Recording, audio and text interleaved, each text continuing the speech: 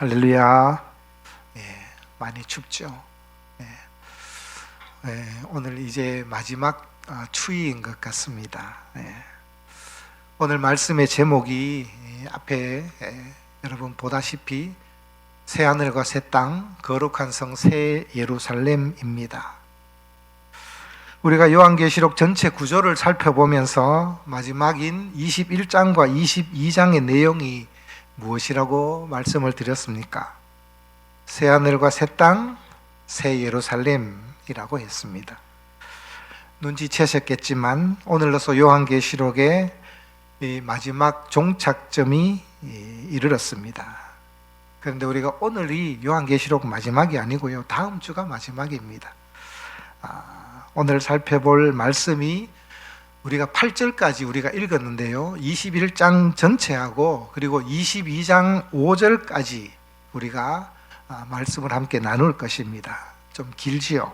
그리고 다음 주에는 요한계시록 전체 결론 부분인 22장 6절부터 21절 마지막 말씀을 나누면서 마무리를 지을 생각입니다.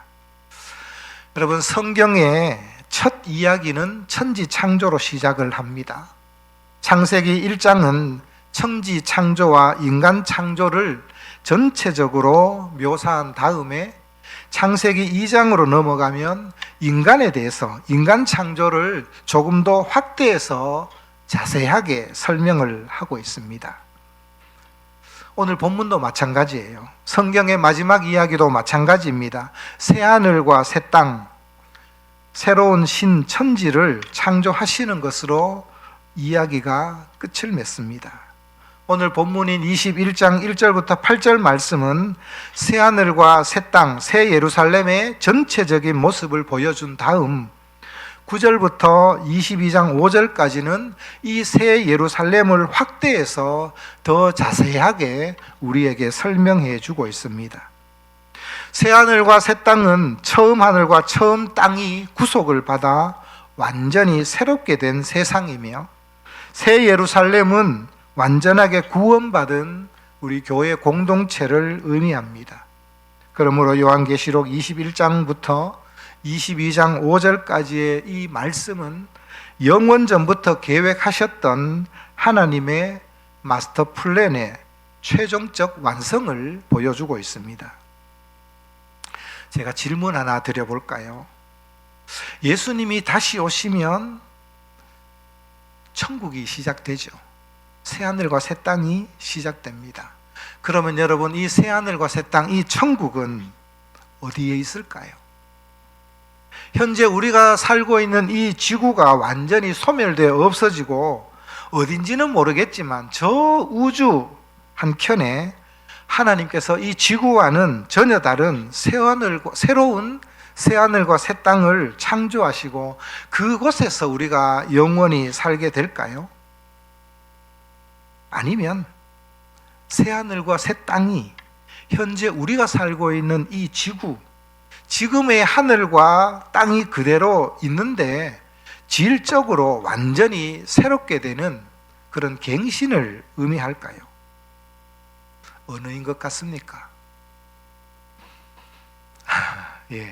결론적으로 말씀드리자면 새하늘과 새 땅은 우주 어딘가 우리가 알지 못하는 새로운 신천지가 있는 것이 아니라 현재의 하늘과 땅, 이 지구를 우리 하나님께서 질적으로 완전하게 새롭게 리모델링 한다라는 것을 의미합니다.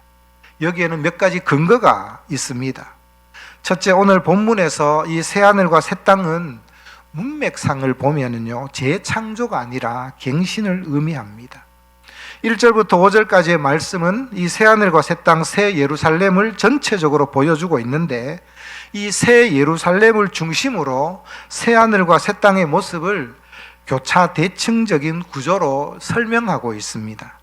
따라서 1절을 보면 내가 새 하늘과 새 땅을 보니 이렇게 시작을 하죠.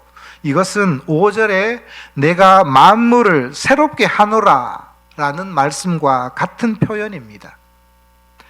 기존에 존재하지 않았던 새하늘과 새 땅을 창조하는 것이 아니라 기존에 이미 우리가 존재하는 이 하늘과 땅을 하나님께서 완전하게 새롭게 하신다라는 말씀입니다. 예를 들어 보면요, 요즘 유튜브를 보면 제가 가끔 그런 본 적이 있는데, 시골에 다 찌그러져 가는 그런 한옥집이 있어요. 그걸 어떤 사람이 매입을 합니다.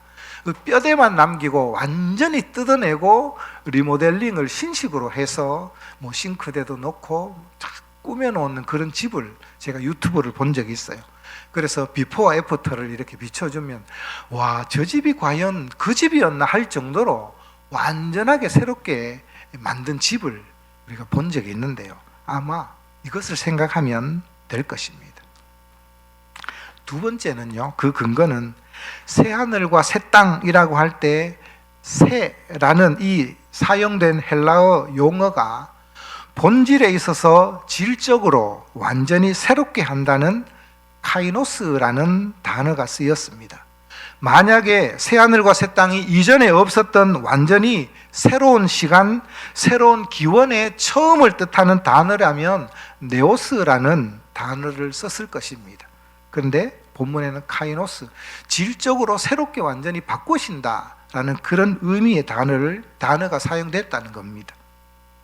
세 번째는 사도 바울이 기록한 로마서 8장의 말씀도 이것을 뒷받침해 줍니다. 로마서 8장 19절부터 22절까지 말씀인데요, 우리 같이 한번 볼까요? 자, 같이 읽어봅시다. 앞에 있습니다. 시작.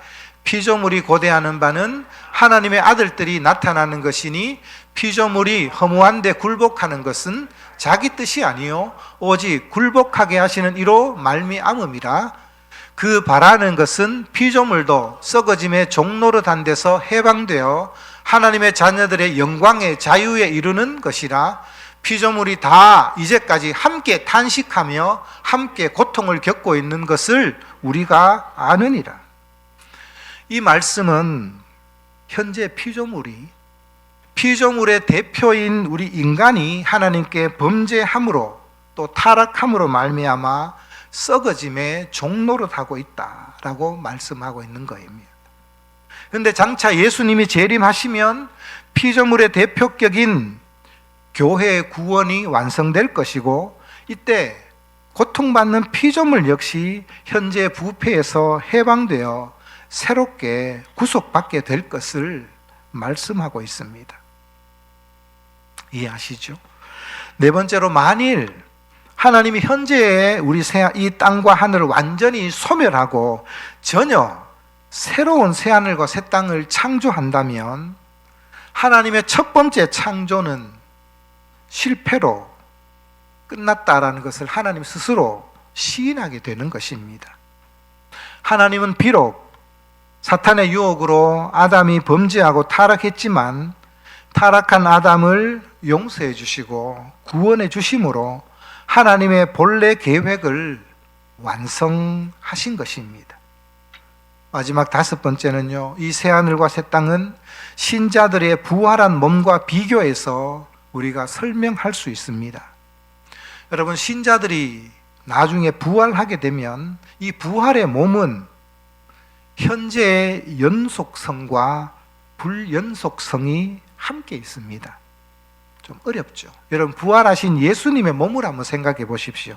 부활하신 예수님께서 제자들에게 나타나셔서 무엇을 보여주셨습니까? 못 박힌 손, 옆구리에 찔린 창자국을 보여주셨습니다. 봐, 내가 십자가에 못 박혔잖아. 여기 창자국이 있지, 여기 못자국이 있지. 우리 주님이 보여주셨어요. 이것은 연속성입니다. 십자가에 못 박히시기 전에 이 땅의 공생의 삶을 살던 예수님의 육체가 그대로 천국에서도 부활한 몸에서 이어진다는 것이죠. 그러면 불연속성은 무엇을 의미할까요? 제자들이 두려워서 문을 꼭꼭 걸어 잠궈 놓고 있었습니다. 근데 예수님이 밖에서 문을 놓고 해서 얘들아 문 열어라 해서 들어오셨습니까? 아니죠. 문이 잠겨 있습니다. 그런데도 불구하고 벽을 통과해서 나타나신 거예요. 이것은 부활체의 불연속성입니다. 자, 부활하신 예수님 몸이 지금의 육체와 전혀 다른 차원의 몸으로 변화되신 것이죠. 여러분, 새하늘과 새 땅도 마찬가지입니다. 새하늘과 새 땅은 현재의 하늘과 땅과 연속적인 면도 있지만 차원이 전혀 다른 불연속적이기도 하다라는 것입니다. 분명 우리가 보는 이 하늘과 땅인데 질적으로 변화의 폭이 너무나 커서 새하늘과 새 땅이다 이렇게 부르는 것입니다. 또 이 구원은 단순히 타락한 인간만을 포함하지 않습니다. 하나님의 구속의 이 범위는 전 우주적입니다. 그래서 사도 바울이 로마서 8장에서 말씀하고 있듯이 모든 피조물의 회복이 되는 거예요. 지금 사자는 육식동물입니다. 그죠? 그런데 이사야서의 말씀을 보면 사자들이 어린 양과 뛰놀고 어린이들 함께 뛰노며, 이런 찬양이 있죠. 노래가 있습니다. 독사굴에 아이들이 손 놓고 장난쳐도 물지 않는, 이것이 회복된, 피조물이 완전히 회복된 모습을 우리가 천국에서 누리게 된다라는 것입니다. 그렇다면 이 새하늘과 새 땅에는 누가, 어떤 사람이 살게 될까요? 새하늘과 새 땅에는 구원받은 성도들이 살게 됩니다. 이것을 새 예루살렘이다 이렇게 묘사하고 있습니다. 여러분, 이 새 예루살렘은 완성된 교회를 의미합니다. 오늘 본문인 2절 말씀을 한번 볼까요? 21장 2절 말씀입니다. 자, 같이 읽어봅시다. 시작. 또 내가 보매 거룩한 성 새 예루살렘이 하나님께로부터 하늘에서 내려오니 그 준비한 것이 신부가 남편을 위하여 단장한 것 같더라. 거룩한 성 새 예루살렘을 신부가 남편을 위해 단장한 것 같다 이렇게 표현합니다. 그 다음에 21장 9절 하반절 10절 말씀을 한번 볼까요? 자, 제가 읽어보겠습니다. 여러분 성경이 있으니까 보십시오. 이리 오라. 내가 신부 곧 어린 양의 아내를 네게 보이리라 하고 성령으로 나를 데리고 크고 높은 산으로 올라가 하나님께로부터 하늘에 내려오는 거룩한 성 예루살렘을 보이니, 이렇게 되어 있어요. 천사 중 하나가 신부 곧 어린 양의 아내를 보이겠다 이렇게 했는데 그 아내가 누구라고 소개하고 있습니까? 하늘에서 내려오는 거룩한 성 새 예루살렘이다 이렇게 소개를 합니다. 거룩한 성 새 예루살렘이라는 한 도시로 표현하고 있지만 이것이 바로 완성된 교회라는 의미입니다. 그러므로 예수님을 믿는 신자들의 모임인 이 교회가 바로 새 예루살렘이요 예수님의 신부인 것입니다. 여러분, 우리가 바로 예수님의 신부요 새 예루살렘입니다. 아멘. 네. 그렇다면 이 완성된 교회인 새 예루살렘은 어떤 모습을 하고 있을까요? 첫째, 이 새 예루살렘은 회복된 에덴 동산의 모습입니다. 인간이 타락하기 이전의 에덴 동산에는 4개의 강이 발원하여 흐르고 있었습니다. 수많은 각종 과일 나무가 있었습니다. 동산 중앙에는 선악을 알게 하는 나무도 있었고 생명나무도 있었습니다. 그런데 첫 인간인 아담이 하나님의 말씀을 거역하고 타락함으로 말미암아 에덴 동산에서 쫓겨났습니다.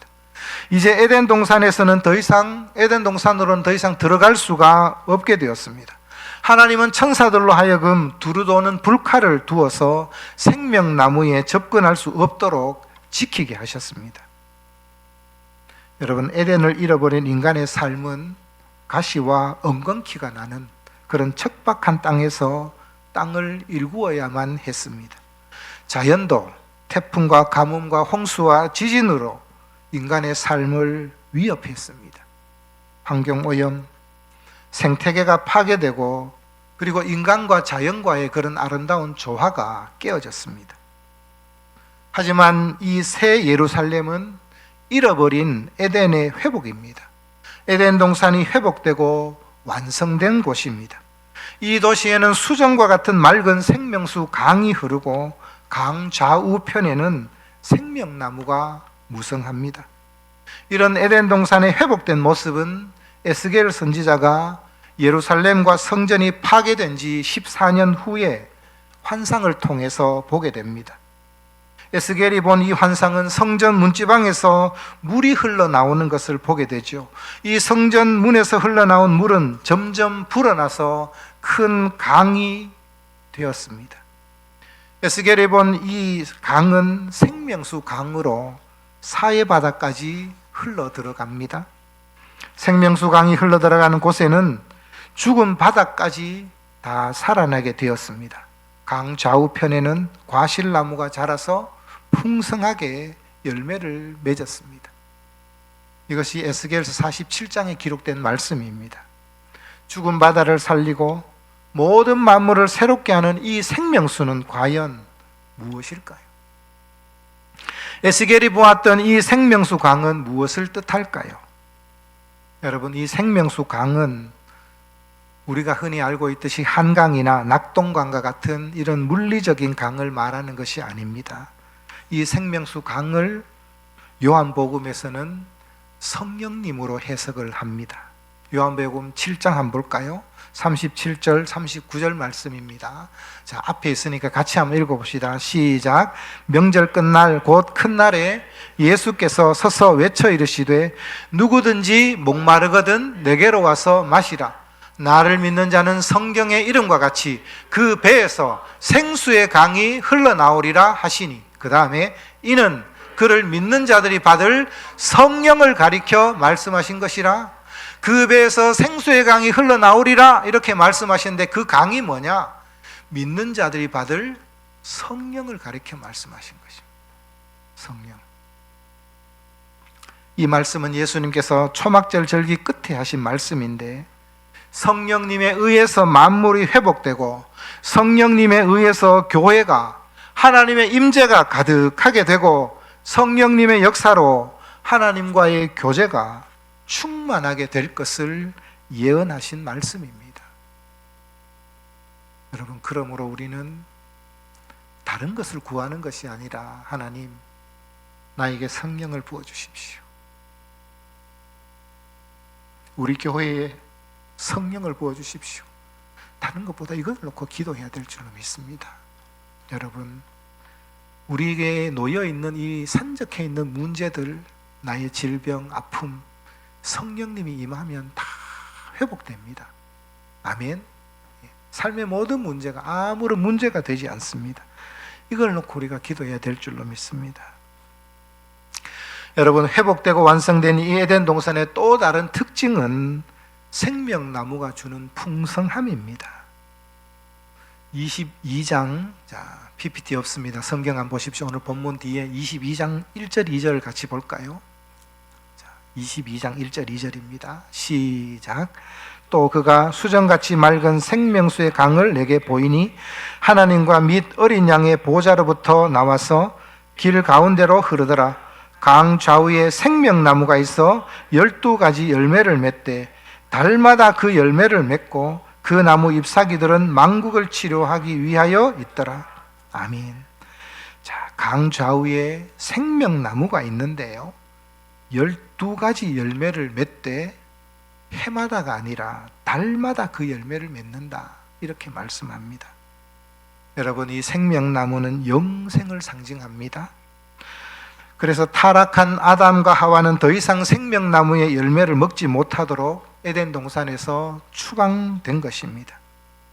이 생명나무는 하나님의 어린 양의 보좌에서 흘러나오는 생명수 강, 즉 성령님을 통해 구원받고 삼위 하나님과의 교제를 누리며 사는 삶을 의미합니다.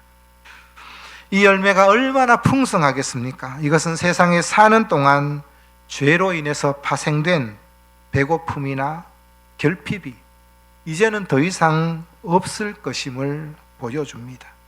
그래서 이 생명나무는 달마다 열매를 맺습니다. 이 세상의 과일은 1년에 한 번 열매를 맺습니다. 여름 사과도 있지만 주로 사과는 가을에 1년에 한 번 수확을 하죠. 딸기는 봄에 수확을 하고, 참외나 수박은요, 여름 과일입니다. 여름에 먹습니다. 여름에 수박을 따먹으면 다음 여름에 돼야 우리가 수박을 먹지, 1년에 한 번을 먹지 그 다음 달에는 못 따먹는 거죠. 그런데 생명나무는요, 달마다 열매를 맺습니다. 그러니 얼마나 풍성하겠습니까? 가난이나 결핍이나 배고픔은 이제 더 이상 존재하지 않습니다. 두 번째, 이 생명나무 열매는 달마다 새롭게 열립니다. 생명나무는 늘 같은 열매를 맺지 않습니다. 여러분, 세상의 나무는 사과는 죽을 때까지 사과나무는 사과만 맺고요, 포도는 포도를 맺고 무화과는 무화과를 맺습니다. 이처럼 세상은 반복되는 일상으로 무료할 때가 많습니다.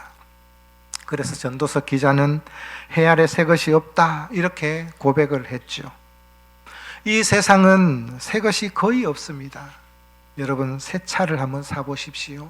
새 집에 새롭게 이사를 한번 가보십시오. 그 기쁨이 오래 가지 않습니다. 그런데 여러분, 이 생명나무는 12달마다 매달 새로운 열매를 맺습니다. 이것은 영생의 삶이 얼마나 신선하고 새로운 것인지를 말씀하고 있습니다. 천국에 가면 매일 하나님을 예배하니까 지겨울 것이라 생각하는데요, 그렇지 않습니다. 매일매일 새롭습니다. 이런 찬양이 있죠. 아침마다 새롭고 늘 새로우니 주의 성실이 금이라 성실하신 주님.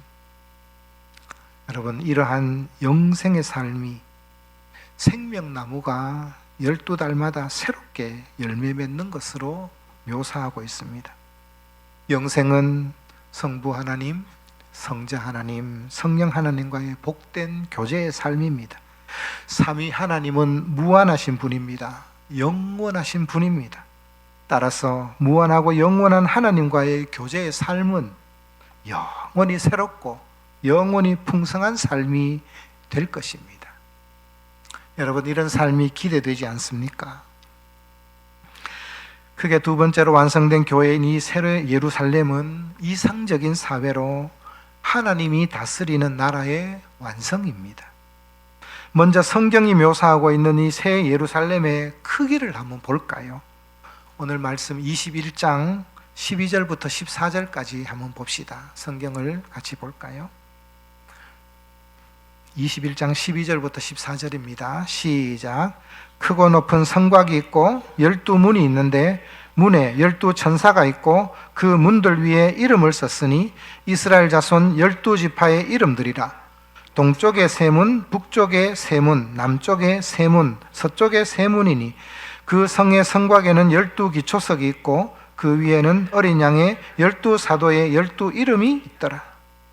새 예루살렘은 크고 높은 성곽이 있다 이렇게 말합니다. 그리고 문은 모두 몇 개라고요? 12개입니다. 동서남북으로 각 3개씩. 16절 말씀을 보면요, 이 성이 네모가 반듯하여 가로, 세로, 높이가 동일한 정육면체의 모양을 하고 있음을 알 수 있습니다. 그런데 이 한 변의 길이가 얼마라고 말씀하고 있죠? 12,000 스타디온입니다. 여러분, 우리가 축구 경기장 같은 거 할 때 볼 때 보면은 큰 경기장을 스타디움이라고 했습니다. 여러분 들은 기억이 있습니까? 스타디움? 이 스타디움이 스타디온에서 나왔습니다. 12,000 스타디온을 미터로 환산하면요 2,400km입니다. 2,400km. 새 예루살렘 이 도시가 가로 세로 높이가 모두 서울에서 부산까지 거리의 6배가 되는 넘는 큰 도시입니다. 생각해 보십시오. 서울에서 부산까지의 거리의 6배입니다. 이런 도시를 본 적이 있으십니까? 없습니다. 엄청난 도시입니다. 물론 이것이 물리적인 크기를 의미하는 것은 아닙니다. 새 예루살렘 성의 크기를 묘사하는 핵심은 12라는 숫자에 있습니다. 144 규빗은 12 곱하기 12죠. 1200 스타디온은 12 곱하기 많다라는 의미의 천입니다. 12라는 숫자는 하나님의 백성의 수 또는 교회의 수입니다. 구약시대에 하나님 백성이 되려면 12지파에 속해야 됐습니다. 신약시대에 하나님 백성이 되려면 12사도의 영적 후손이 되어야만 하는 것이죠. 그래서 새 예루살렘 교회는 구약의 성도들과 신약의 성도들로 구성되어 있습니다. 예수님이 오시기 이전의 사람들과 예수님이 오시고 난 이후의 사람들은 이렇게 새 예루살렘 교회의 시민이 되는 것입니다. 이제 이 새 예루살렘의 성의 재료에 대해서 한번 살펴봅시다. 새 예루살렘의 건축 재료는 모두 값비싼 금과 진주와 보석입니다. 21장 18절부터 21절을 한번 볼까요? 자, 21장 18절입니다. 21절까지 우리 한 목소리로 같이 읽어봅시다. 시작. 그 성곽은 벽옥으로 쌓였고 그 성은 정금인데 맑은 유리 같더라. 그 성의 성곽의 기초석은 각석 보석으로 꾸몄는데 첫째 기초석은 벽옥이요, 둘째는 남보석이요, 셋째는 옥수요, 넷째는 녹보석이요, 다섯째는 홍만호요, 여섯째는 홍보석이요, 일곱째는 황옥이요, 여덟째는 녹옥이요, 아홉째는 담황옥이요, 열째는 비치옥이요, 열한째는 청옥이요, 열두째는 자수정이라. 그 12문은 12진주니 각 문마다 한 개의 진주로 되어 있고 성의 길은 맑은 유리 같은 정금이더라. 아멘. 여러분 한번 상상해 보십시오. 예루살렘의 성곽은, 기초석은 여기 언급된 보석으로 다 되어 있습니다. 12문은 뭐로 되어 있죠? 예, 진주로 되어 있습니다. 성의 길은 유리 같은 정금으로 되어 있습니다. 이 성의 크기가 12,000 스타디온입니다. 2,400km나 되는 그 성벽이, 그리고 인도가 전부 뭐라고요? 금으로 되어 있습니다. 몇 해 전에 제가 동아일보에서 101캐럿짜리 다이아몬드가 141억에 낙찰받았다라는 기사를 제가 한번 본 적이 있습니다. 저는 캐럿이라는 개념이 없어요. 101캐럿이 도대체 어느 정도 크기인지는 저는 모르겠어요. 근데 101캐럿 그래봐야 제가 들 수 안 있겠어요, 그죠? 들 수 있는 무게일 거예요. 근데 그것이 141억이래요. 그죠? 근데요, 여러분, 금은, 보석은 가장 귀한 것입니다. 가장 영광스러운 재료들입니다. 그래서 옛날에 보면 왕이 쓰는 왕관에 보석을 박습니다. 근데 새 예루살렘의 성의 건축 재료가 이 세상에서 가장 귀하고 영광스러운 각종 보석으로 지어졌습니다. 발로 밟고 다니는 인도블럭이 모두 다 금입니다. 이것은 교회의 가치와 영광이 얼마나 귀하고 찬란한지를 보여줍니다. 완성된 하나님의 교회는 이 세상에서 가장 아름다운 존재이며 가장 귀한 존재이며 가장 영광스러운 존재입니다. 여러분, 세상 사람들의 눈에는 돈 많은 부자, 지식이 많은 석박사가 영광스럽게 보이지요. 또한 권력을 잡은 왕이나 높은 관직에 오른 사람들이 영광된 자리에 앉는 것 같습니다. 그런데 여러분, 하나님의 눈에는 하나님을 신뢰하고 예수를 믿는 성도들이 모인 교회야말로 세상에서 가장 영광스러운 사람들입니다. 왜일까요? 교회는 영광스러운 하나님을 닮은 존재로 완성될 것이기 때문입니다. 하나님이 창조하신 우주 만물 가운데 인간보다 아름답고 영광스러운 존재는 없습니다. 인간의 인체보다, 인간의 마음보다 위대한 피조물이 어디 있습니까? 그런데 지금은 인간은 이 죄로 인해 몸과 마음이 모두 병든 상태가 되었습니다.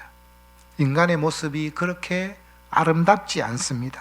선하게 보이지 않습니다. 하지만 교회가 예수님처럼 변화되어 영광스러운 몸을 가지게 될 그때는 이 세상에서 교회처럼 영광스럽고 아름다운 존재가 없습니다. 여러분, 우리 주님이 변화산에서 영광스럽게 변화된 모습과 같이 변화될 여러분의 모습을 한번 상상해 보십시오. 이렇게 변화된 모습이 바로 새 예루살렘입니다. 그런데 여러분, 이 새 예루살렘에는 없는 것도 있습니다. 여러분, 무엇이 없을까요? 자, 21장 4절 말씀을 한번 볼까요?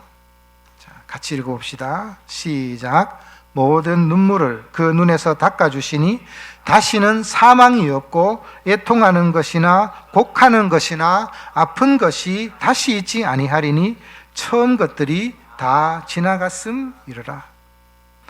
새 예루살렘에는 눈물이 없습니다. 사망이 없습니다. 애통하거나 곡하는 것이 없습니다.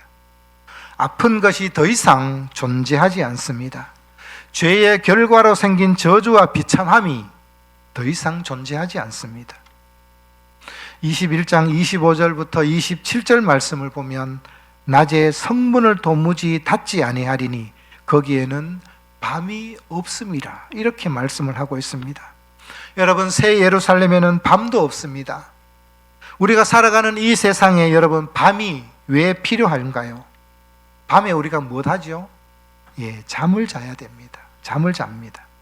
우리가 밤에 잠을 자지 않으면 피로가 쌓여서 생활을 할 수가 없습니다. 여러분, 하룻밤은 날밤을 세울 수가 있습니다. 여러분, 연속해서 여러분 이틀밤을 날밤을 세울 수 있을까요? 날밤을 세웠다면 그 다음 날은 일어나지 못할 것입니다. 활동할 수가 없습니다. 왜요? 우리는 연약합니다. 피로가 쌓이면 생활할 수가 없습니다. 밤에 푹 자야만이 그 다음 날 우리는 생활할 수 있기 때문입니다. 그런데 여러분, 새 예루살렘에는 피곤하지 않습니다. 잠을 자지 않아도 됩니다. 22장 3절 말씀에는 다시 저주가 없다, 이렇게 말씀합니다. 새 하늘과 새 땅에는 살인이 없습니다. 강도 강간이 없습니다. 사기와 절도, 거짓말하는 자는 모두 영원한 감옥인 불못에 던져졌기 때문에 죄가 없는 새 예루살렘에는 더 이상 죄로 인한 저주도, 원망도, 아픔도, 눈물도, 질병도, 죽음도 없는 곳입니다. 이렇듯 새 예루살렘은 하나님과의 완전한 조화와 평화가 있는 곳입니다. 옛 예루살렘의 가장 중요한 것은 그 도시에 성전이 있었다는 것입니다. 성전은 하나님의 임재와 통치를 의미합니다. 그런데 새 예루살렘에는 성전이 없습니다. 그 이유는 새 예루살렘 성 전체가 성전이기 때문입니다. 그래서 21장 22절 말씀 보면 성 안에 내가 성전을 보지 못하였으니 이는 주 하나님 곧 전능하신 이와 및 어린 양이 그 성전이심이라, 이렇게 말씀을 합니다. 예루살렘 성 전체가 바로 하나님의 임재로 가득하다라는 사실은 새 예루살렘 성의 시민 모두가 다 대제사장이 되었다라는 것입니다. 왕같은 제사장으로 영원히 삼위일체 하나님을 섬기며 하나님이 지으신 새하늘과 새 땅에서 세세토록 왕노릇하는 삶을 살게 될 것입니다. 여러분, 이 새하늘과 새 땅이 바로 우리가 들어갈 그 새 예루살렘입니다. 여러분, 이 놀라운 은혜와 특권이 저와 여러분의 것입니다. 우리에게 주어졌습니다. 기쁘지 않으십니까? 기대가 되지 않습니까? 그러므로 여러분, 지금 이 땅에 사는 것은 아무것도 아닙니다. 지금 우리가 이 땅에서 좀 불편하고 좁은 집에 살고 좀 가난하게 살아도 됩니다. 좋은 곳으로, 남들은 해외 유럽이다, 호주다, 이렇게 여행을 다닌 것을 우리가 좀 부럽죠. 저도 사실 좀 부러워요. 저런데 좀 갔으면 좋겠다. 그런데 여행 못 해도 됩니다. TV로 보시고요. 저 하늘과 저 새 하늘과 새 땅에 가면은 비교가 되지 않습니다. 여러분, 이 영원한 새 하늘과 새 땅, 새 예루살렘이 우리를 위해 예비되어 있습니다. 그곳에서 우리는 주님과 함께 영원한 삶을 누릴 것입니다. 여러분, 오늘 이 말씀을 늘 좀 자주 묵상했으면 좋겠어요. 좀 자주. 죽음을 앞둔 분들에게 천국에 대해서 얘기하면 위로가 되지 않아요.